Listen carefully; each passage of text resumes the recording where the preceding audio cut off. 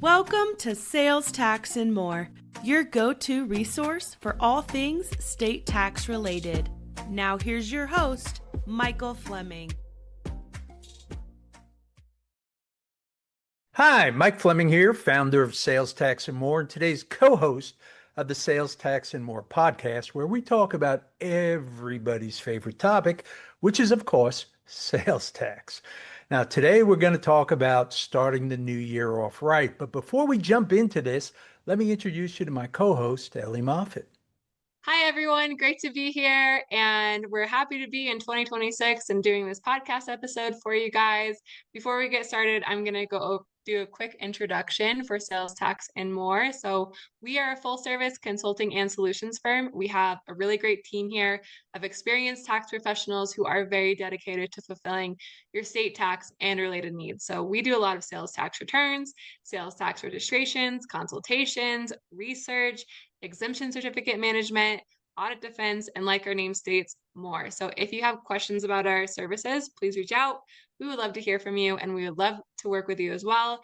And please like and subscribe to this podcast as well. So first question here, Mike, it's a new year. That typically means we're going to talk about a Nexus footprint for people. So when it comes to a Nexus footprint, what should someone be doing at the new year? Yeah, great question. And this is something we talk about the end of every December, the beginning of every January.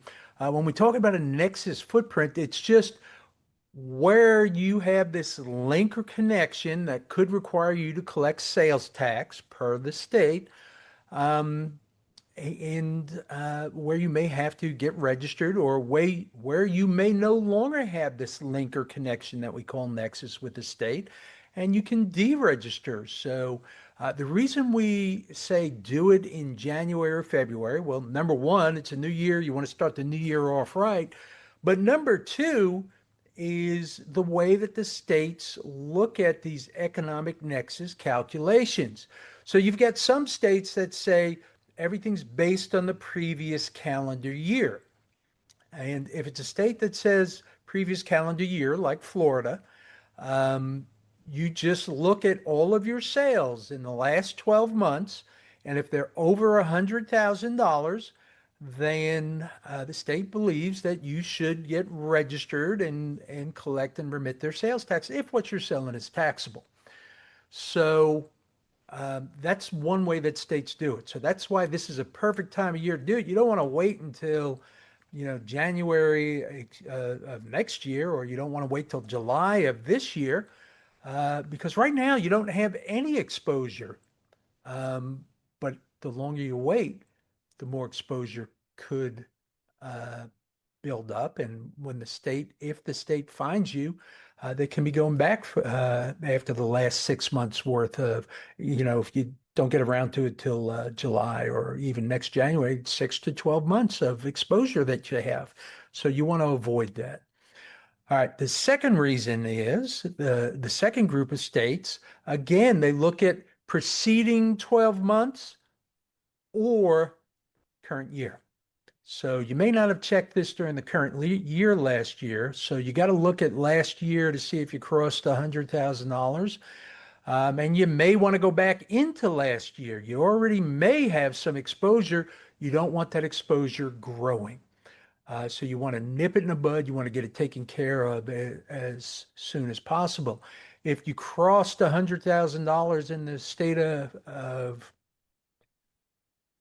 let's choose a state of Illinois, in July of last year, well, you had Nexus since then, and Illinois is a very aggressive state. It's not a matter of if they find you, it's a matter of when they find you. So you've got 6 months worth of uh, exposure already. So that's something that you generally want to take care of. Um, if you reached it in December, well, getting registered in January is perfectly fine. I think Illinois actually gives you 60 days to go ahead and get registered once you cross the threshold. So you will be perfectly fine. But that's why we want to do this at this time of year. Illinois, by the way, might have been a bad state. Illinois, their look back period is quarterly. So they use a rolling 12-month period. So that's, again, you still want to check it now because the end of the fourth quarter was December. So this is when you're supposed to be checking it for the state of Illinois also. But that's the whole reason we want to do this in January before our exposure gets any worse, and we want to start the new year off right. This is not a great thing to procrastinate. So, your to-do list is long. Don't let this one fall too far down the list is Yeah, what we're yeah, saying. yeah, and actually, laws change. So sometimes they may have lowered the thresholds, or sometimes they may have eliminated the threshold. So sometimes you may need to get registered in more states. Sometimes when you're doing this exercise, you can actually deregister in a state. Yes, and that is actually the perfect segue to our next thing we want to talk about here, Mike. So we saw a lot of states drop their transaction thresholds last year. What does that mean for people starting the year off right with their sales tax plan? Yeah, and when states drop their transaction thresholds, and there's a move away from transaction thresholds, not all states have dropped them. Some states, like the state of New Jersey, it's still very big, alive, and you got to worry about it. As soon as we say that some of the states are dropping their transaction thresholds, some people take it to mean, oh, I don't have to worry about that anymore. No, it doesn't mean that. It means that in certain states, you don't have to worry about it anymore. And if you're already registered, there are a number of states that dropped them at the beginning of last year or in the middle of last year. You could have deregistered at that point, but take a look at it now. And if your only reason you were registered was because of the 200 transaction threshold, you can deregister at this point. Now, uh, Illinois, they did drop theirs uh, last year, but they said you could not deregister until January. So their 200 transaction threshold is gone, but you needed to keep collecting until the end of the year.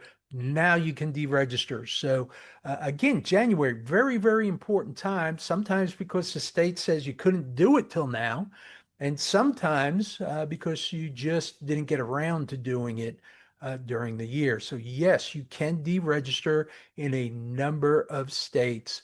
If you don't think that you're going to go over the threshold this year, I mean, maybe you've got $30,000 in sales, you just had a lot of transactions. Well, that's where it makes sense to deregister. But if you've got $98,000 in sales last year and you're going to go over $100,000 this year, sometimes it makes sense to stay registered because deregistration is a process often harder than registering.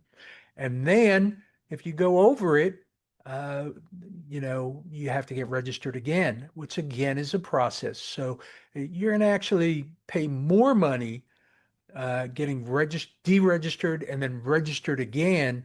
Um, so you got to look at your own situation. Does it actually make sense? Am I going to have to register at the end of this year or the middle of this year? Um, but again, if you were only registered because you have a lot of small dollar amount, high number of transactions, then go ahead and get deregistered. Yeah. Why be registered if you don't have to? And you're never going to, or it's going to be years before you have to get registered again. And Mike, this might not be a good question. So if it's not, then let's take it out here. But what I'm wondering for the people is who's keeping track of where people should deregister? How can people find out that information? Is there sales tax partner helping them with that? What should people look at? It depends. So sometimes, you've got companies out there that that have software, and everyone tells you, "Oh, our software is great," but I have yet to see a software out there that is granular enough to give you all the information. I mean, Avalara has software, but sometimes you don't input all of your information because there are some states that actually count marketplace sales. So since Amazon is actually collecting the sales tax, why upload your Amazon sales into Avalara? So when Avalara is telling you, oh, you only need to register in these states, it's based upon the data that they have. It's not giving you a full picture. Um, with Shopify, it's just looking at raw numbers. It's not looking at exempt sales or anything along those lines or marketplace sales. So, with a company like Shopify, more often than not, it's telling you to get registered in places where you don't need to be. So that software is good as a red flag. All right. It reminds you that you need to be looking at these things. But before I go out and do anything that any software is telling me, I got to look at my own facts. Do my facts actually fit what the software is telling me? A lot of times people, come to us and say, hey, I need to get registered in 20 states. And, one of our salespeople will say, why? Well, because Shopify is telling me that I need to be registered in these 20 states. Well, then, the salesperson says, well, why don't you let us do a data review, which is a type of Nexus review. And after we do this data review, which I believe the fee on that is $795 or so, we come out, we not only tell you where you currently have Nexus, but how best to move forward. We make recommendations, is a VDA your best uh, strategy to move forward? Is a prospective registration, in other words, just registering on a going forward basis, is a historical registration the best way to move forward? But a lot of times, I can remember one of the most recent, instead of getting registered in 20 states, they got registered in 4 states because we're going to actually go through and look at the makeup of your sales and apply it or look at it with the state's uh, rules for economic nexus. And a lot of times, once you look at it like that, you realize you don't have to get registered. On the flip side, sometimes you're not getting registered in enough states because, as I mentioned earlier, you're not putting all of the data that is needed to be reviewed in one place to make a complete recommendation because states don't make anything easy. Each state has different ideas as to what should be included in these thresholds. I mean, some states count marketplace sales, which are your Amazon and eBay and sales like that. Some states exclude them. Some states say that sales for resale are excluded. Some states say include them. Some states say you can exclude your sales for resale, but all other exempt sales you can have to include. Some states say only taxable sales. Some states say gross sales. I mean, it's different in every state. And that's why if you're relying just on the software from a company, you're either going to be getting registered in too many or not enough states. In most instances, every once in a while, even a broken clock is right twice a day. So it may be right, but more often than not, you're either not getting registered in enough states or too many states. All right. My last question here. What other things should be considered for someone else's 2026 tax plan? Anything else you want to add in here? Yeah, you've got to stay abreast of tax changes. Sometimes something that was previously not taxable is all of a sudden taxable. So no matter how you're doing your taxability, it can't be a set it and forget it. So the beginning of the year is a good time to look at what may have changed and you missed, or what's coming up that you need to be aware of. Sometimes things become not taxable. They're now exempt, and you don't have to worry about collecting tax on those items anymore. Sometimes it's the exact opposite. Sometimes something that was exempt is now going to be taxable. And more states tax more and more services every year. Our salespeople talk to some really smart people out there, including, CPAs, and they take the position that, oh, our state doesn't tax any services. Well, every state that has a sales tax taxes at least some services. So especially If you're doing services, that's something that you want to be looking at, seeing if the state has implemented any new taxes on services. So I want to go back to one of the other questions too. You said, how do people check on this? Uh, so software, great red flag, but you can come to companies like us. As I mentioned, we have that service, that data review. We also can do physical nexus reviews because even though economic nexus is new and bright and shiny and everyone's talking about it, you still have to worry about physical nexus. All right. An economic nexus doesn't protect you. If you have no economic nexus, you're not protected. It's an either or. It's just one more way for the states to get you to do what they want you to do, which is collect and pay their taxes. So you may be under all the thresholds, but if you have inventory in a warehouse, if you have a traveling salesperson, if you have an independent contractor, you have someone doing repairs or maintenance in a state, these are all types of physical nexus that we still need to be concerned about. So this is a great time of year to review all of that information. And whether you do it yourself or you have someone like us do it, it's something that should be done.